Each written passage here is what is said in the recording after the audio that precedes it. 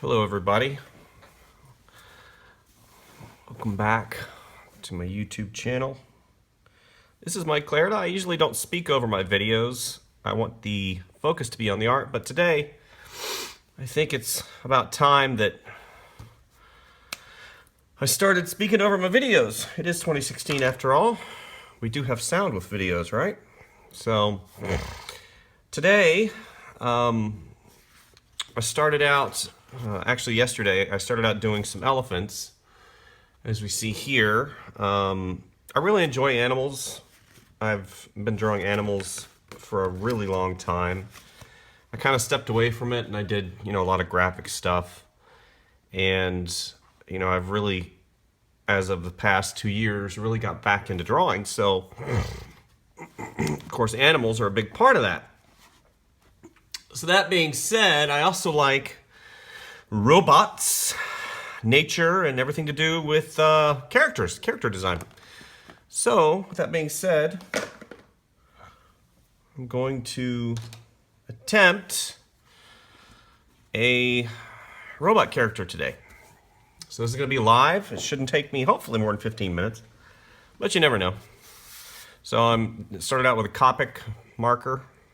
Typically I use a blue line pencil like this, but today we're going to do the Copic marker. So anyway, all right. So whenever a couple of people have asked me, Mike, how do you come up with different characters and whatnot? And I don't know. Life. There isn't a secret to it. Basically, there isn't this grand book of ideas that artists draw from, other than looking at their daily life. And what I'm doing right now is basically putting in some motion lines. What I think the character is going to be doing. So I want him to hold a flower. Not really sure exactly where I'm going and what direction I'm going, but sometimes it's just best to let the pencil do what the pencil's going to do, right? Okay, so I'll do the butterfly. There we go. That's pretty. Little stamen coming up there. Okay. So I've had a couple of other people indicate, hey, what do you do for a living?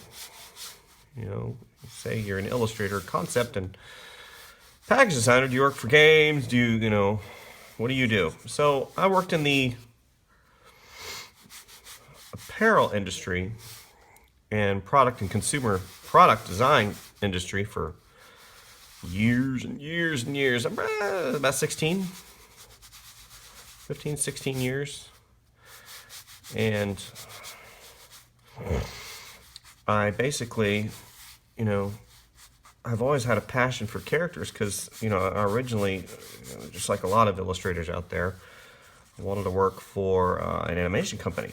Animation, got to have their drawings come to life, and it was around the time that traditional animation kind of went out the door. Of course, we all know it really didn't go out the door. It just kind of put on the shelf for a little while, but, because people always need people that can draw. Well, companies always need people that can draw and concept and come up with decent ideas, and So, I've always had that passion. And what happens is, in art, a lot of times, you go where the money, you go where the money is. And, unless you got this, gigantic bank account that has, millions of dollars in it all the time, you're basically relegated to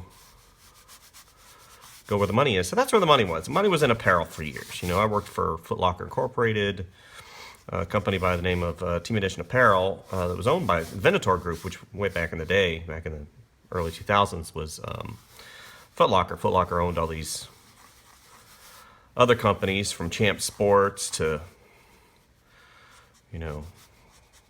Foot Locker, of course, and Team Edition Apparel, they got to have their own printing company. So that's what I worked for. I did a lot of branded, I did stuff for Adidas and Nike and I really enjoyed it. I had some really great people over there. I graduated with a couple of people over there, and the art director over there is absolutely fantastic, and they have a top-notch staff. I've kept in touch with them. Then, I moved to Orlando to get closer to family, of course, and, at the time, I wasn't making that much money, because just freshly out of college, I went to Ringling College of Art and Design, which, by the way, is a great school, great teachers. It's changed a lot since I was there. I graduated in 2000, but it's still, a very viable resource for school, and, if that's the direction that you want to take. School's not for everybody. If you can't afford it, I don't recommend that you go. I don't recommend that you take any student loans out ever. But if you have the means to go, then yeah, go. It'll expose you to, a different lifestyle, a different viewpoint. And as artists, it's always good to get alternate viewpoints of what you can do as artists. And it exposes, your weaknesses, and it allows you to kind of experiment without, gigantic repercussions. You can, I want to try this style. I want to try this. I want to try that. I want to do this. And, whereas if you're doing that in the real world, then, you basically won't be, you won't be eating for a while. So anyway, because as we all know, money is a good thing. And I really don't like keep having to go back to that, but at the end of the day, money is the grease that makes the world go round. So as artists, we like to have that to be able to have fun and feed our families and whatnot. And anyway, so and then I moved, to Orlando and had a couple jobs, odd jobs here and there. I worked for a hat company and all along freelancing, doing murals and just, enjoying the artist lifestyle.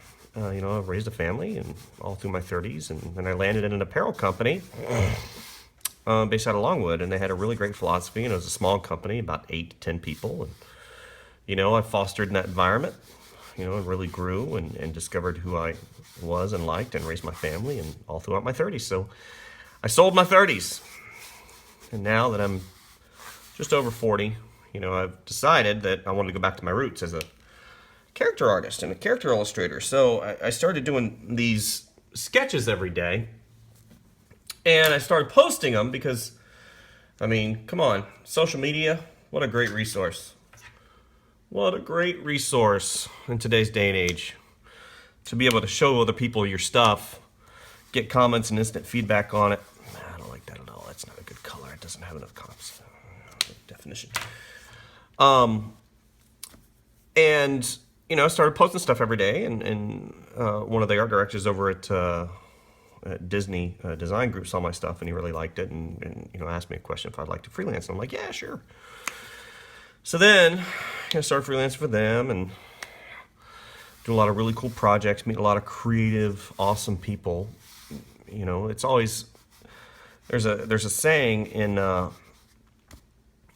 world, iron sharpens iron. You never want to be around not only people but artists that are weaker than you, because what that does is it doesn't allow you to grow.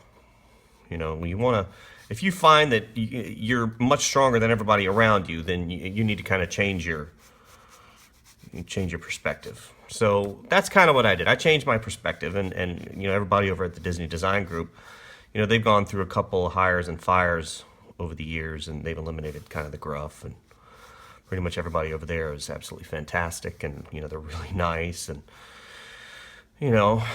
which is very interesting for the studio artist to me, because I worked in a studio environment for years and years, 11, 12 years, and I know for a fact that artists aren't that nice.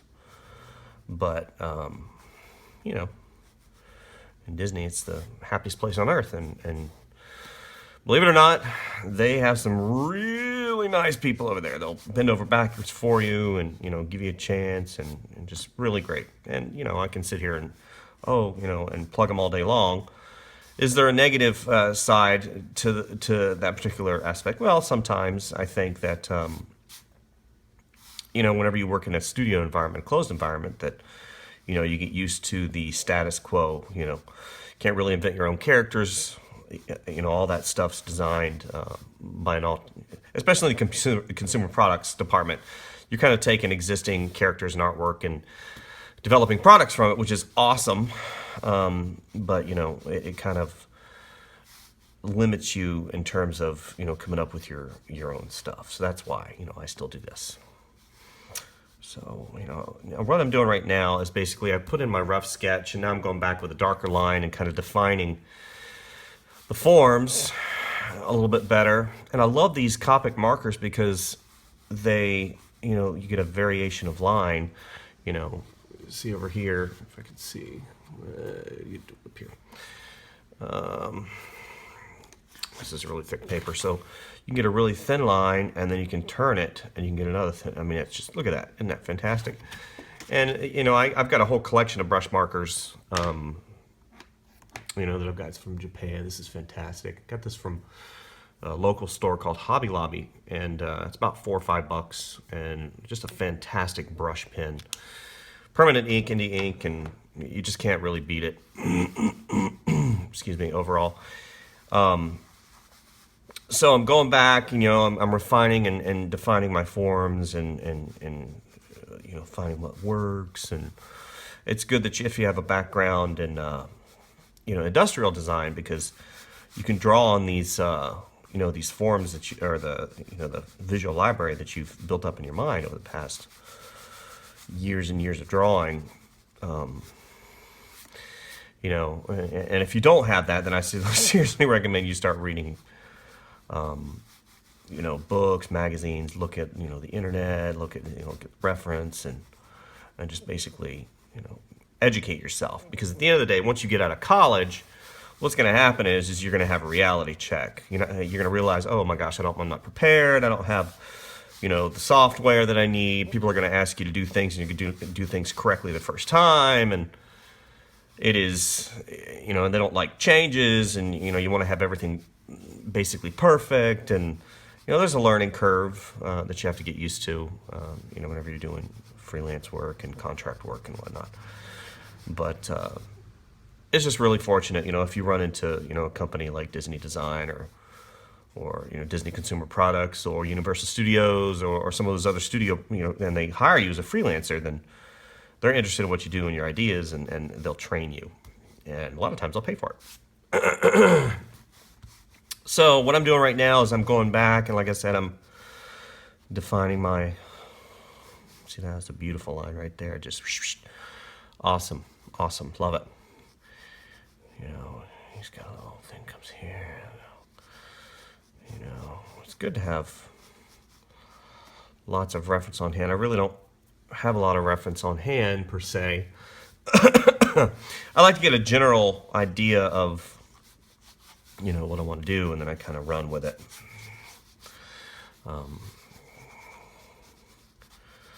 But defining these and creating the hand. How's the hand going to look?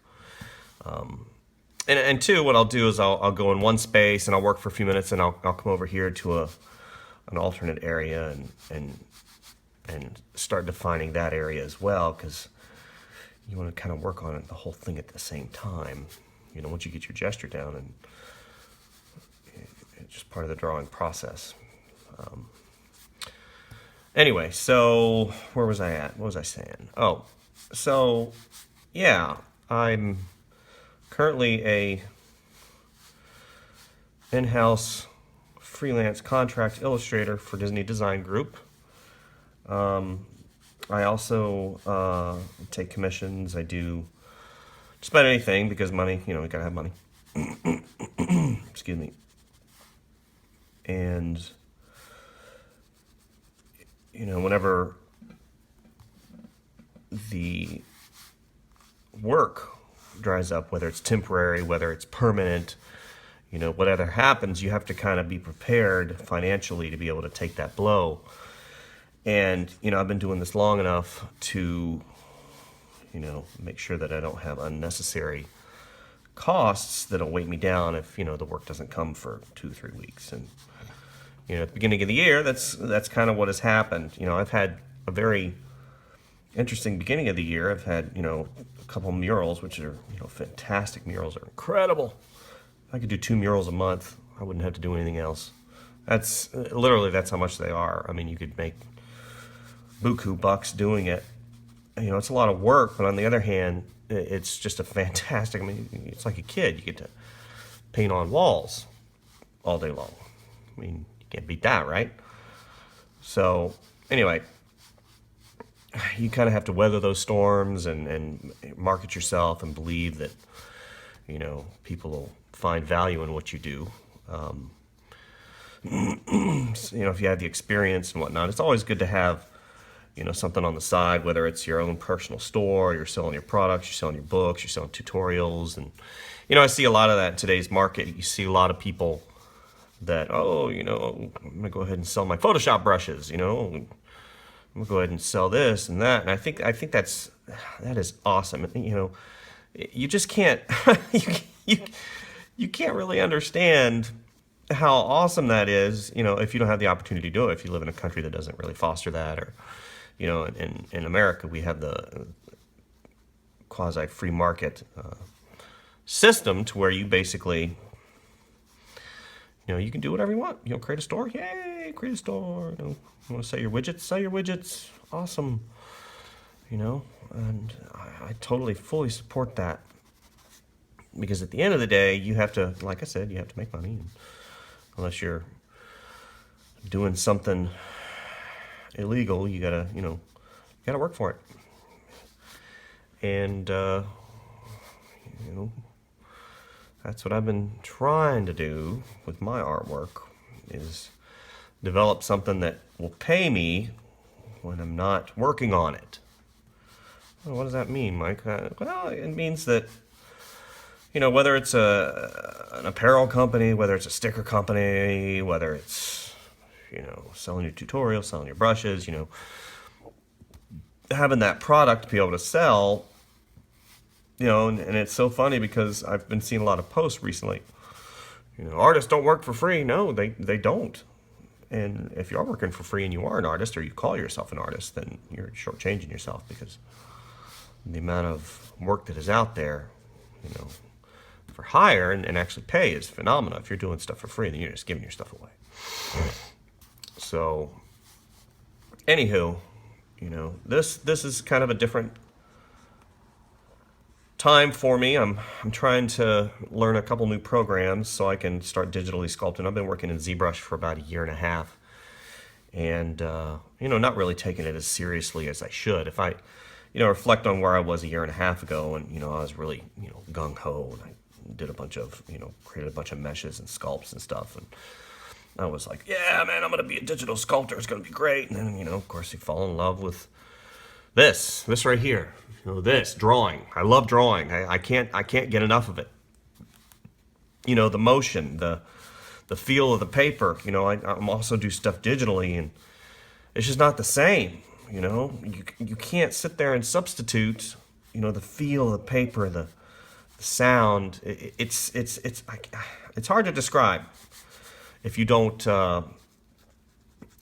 do it on a regular basis.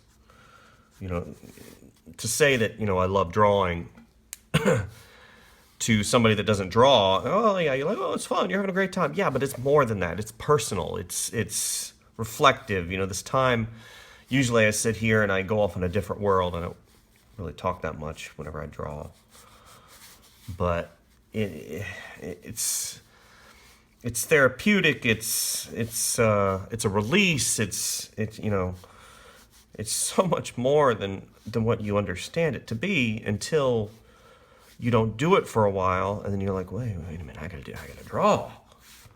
My son, who is 7 years old, loves to draw, and I watch him, and he does a lot of the same things that I do, which is hilarious.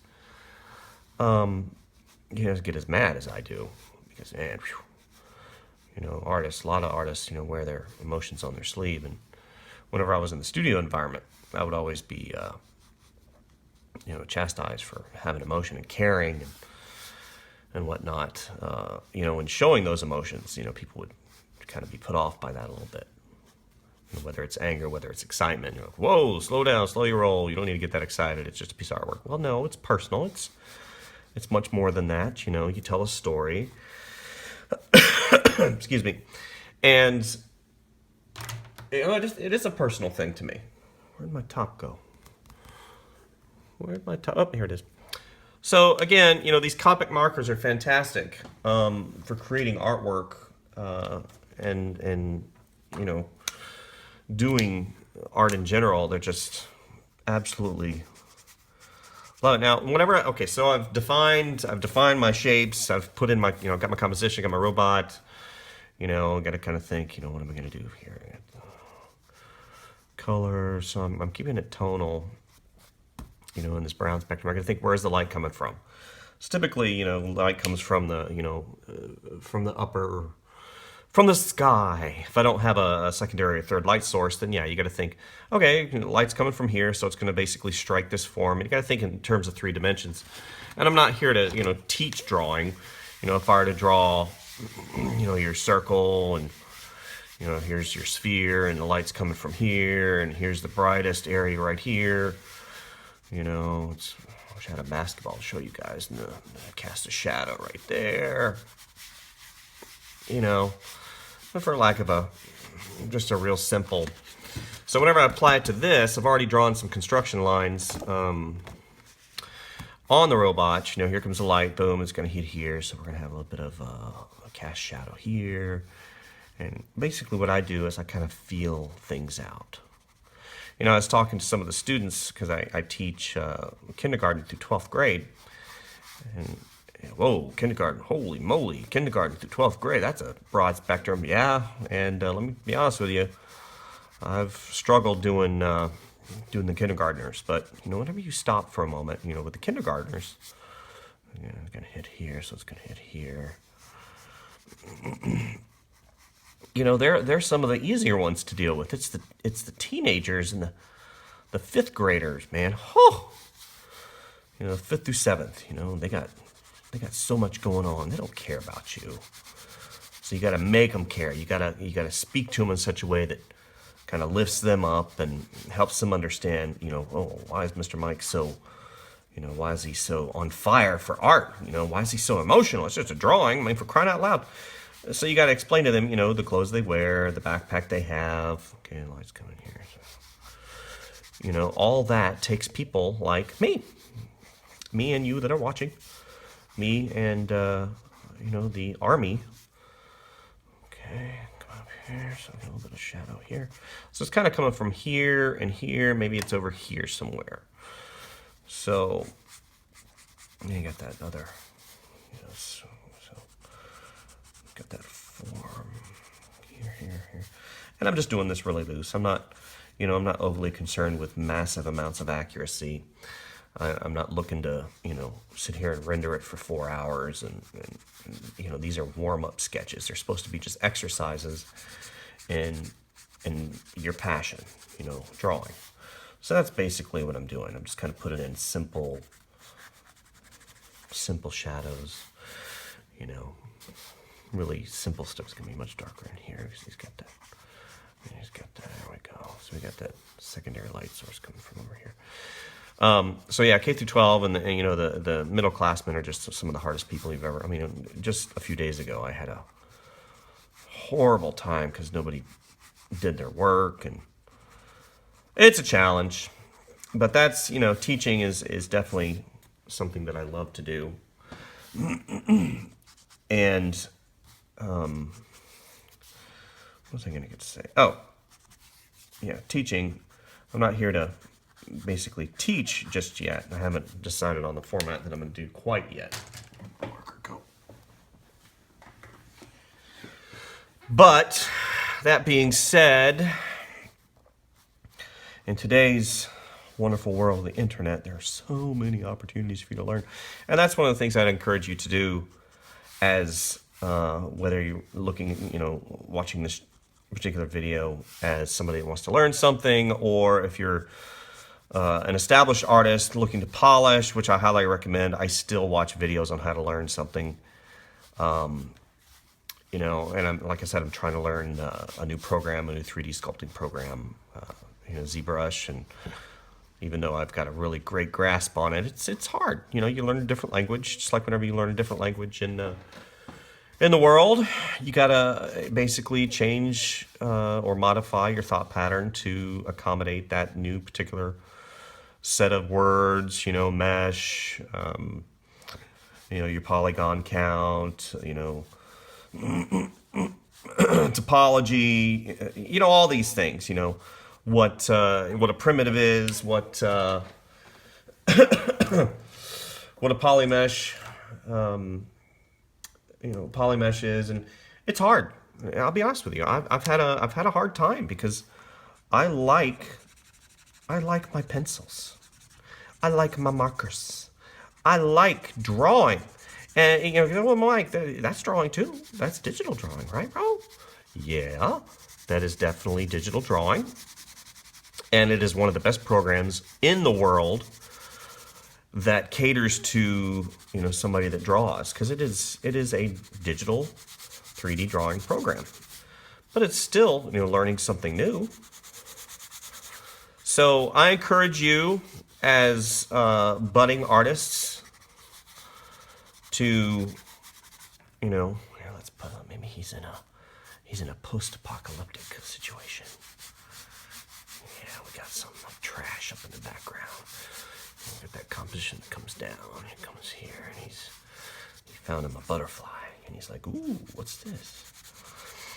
I encourage you, as like I said, as artists, as possible artists, as people who are interested in the visual arts, to draw every day. It is imperative that you continue your learning process. There is not an artist worth 2 cents that would say, "Nah, you don't have to draw every day. It's just ludicrous." And plus, drawing for pleasure. There's an artist by the name of Mark Davis. He was a Disney animator and kind of the original Renaissance man. And he's got a book out. I believe it's called Renaissance Man. I own it. It's a fantastic book. And when I was reading the book and looking at the stuff he did, I was like, dude, he was relentless. He had a passion. It's that passion. You got to ask yourself, what is your passion? Visually speaking, because I've run into really good artists that don't draw that much, and it's just about the work. You gotta think, well, man, I love to draw. There we go. There's that other hand right there. He's gonna go in shadow. So anyway, this was a short little exercise. I'm gonna post more videos to where I'm talking. Yeah, this has some serious perspective issues and form issues, but at the end of the day, you got to ask yourself, what did I learn? Yeah, that's much better. What did I learn from what I just did? Well, you got to take away something. You got to take away something, because that's what life's about, right? Taking something from what you're doing. Because if it's all about just, if it's all about the money, which it's not,